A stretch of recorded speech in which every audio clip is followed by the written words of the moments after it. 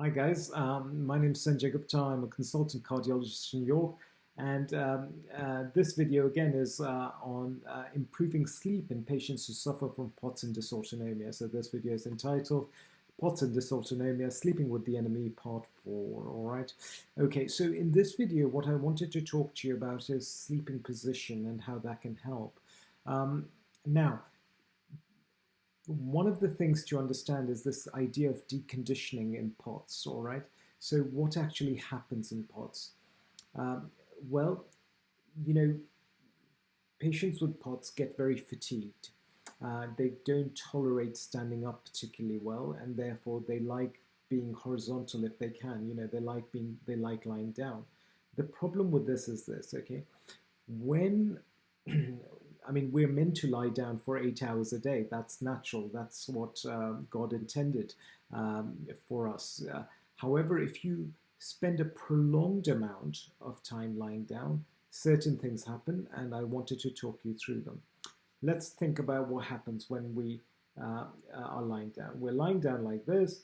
The minute we stand up, okay, a lot of blood that is evenly distributed here goes to our legs, all right, because gravity will suck it down.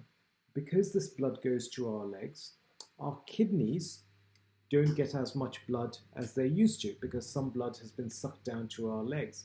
Now, what happens is our heart rate goes up to try and keep the blood going to our brain because suddenly all this blood has gotten, there's less blood, so the heart has to work harder and all our blood vessels tighten up, all right?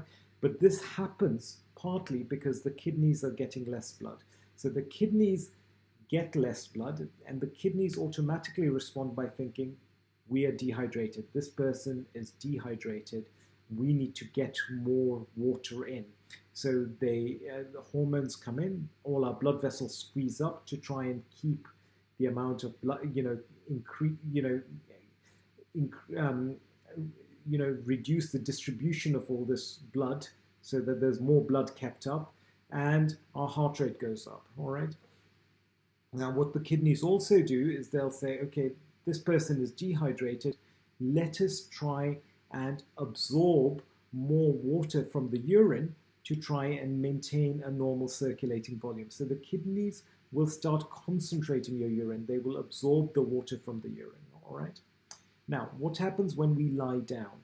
When we lie down, suddenly all this blood from the legs is distributed back into the upper part of the body, all right? The head, it's not as much as in the legs because the effect of gravity has been taken away. So now what happens? Now the kidneys are getting more blood, all right? So the kidneys don't have any reason to try and absorb more water from the urine because they think, oh, this person is overhydrated. Let's get rid of some of the water, okay? And that is why then what that happens is that the kidneys allow more water to go into the urine, and the urine goes and sits in our bladders. And this is why when we get up first thing in the morning, everyone has to go and pass water because all night the kidneys have let water filter out into the urine because they think that the person is overfull, because they're getting more blood than they expect. Now what happens? Well, the first thing is you become dehydrated. And that's why when we look at ourselves first thing in the morning, we all look really as good, in great shape. We look chiseled because we're dehydrated, all right? But because we're dehydrated, so you pass all this urine out. Now, so then what happens is, obviously, because you're dehydrated all of a sudden, the heart rate will go up. You get this sympathetic activation, and we feel thirsty, we drink, etc., etc. In patients with POTS, because they're spending a lot more time in bed, what can happen is that you get more and more dehydrated.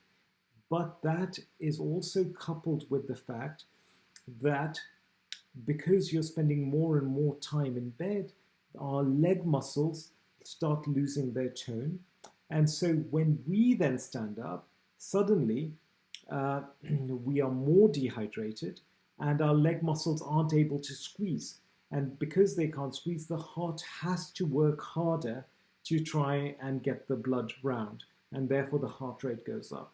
What we also know in patients with POTS is that if you follow them up, and those people who are requiring prolonged bed rest, actually the heart muscle also gets smaller. So the heart becomes smaller. And that contributes to this whole thing, because every time the heart is beating, it's not pumping out as much blood as it would, and therefore it has to beat much faster. And that is probably another mechanism by which POTS patients feel so uncomfortable when they stand up, because the sympathetic response is exaggerated because the heart has to work much faster, partly because it's become smaller, because it's atrophied, and partly because you're more dehydrated, and partly because the leg muscles have lost their tone.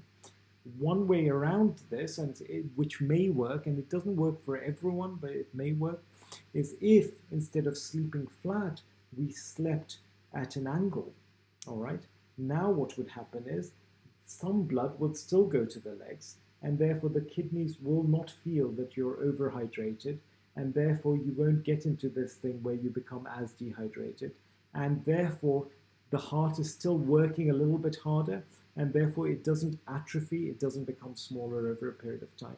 So lifting the head of the bed, okay, by about 10 degrees, so putting a couple of books, thick books, under the head side of the bed, and so that instead of lying like this, you're lying like this, may work really well. And in some studies in people who have low blood pressure, particularly when they stand up, if you do this for about 3 months, the blood pressure improves.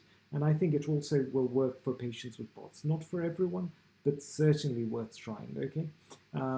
So I would recommend that if you've not tried this, just raising the head of the bed ever so slightly.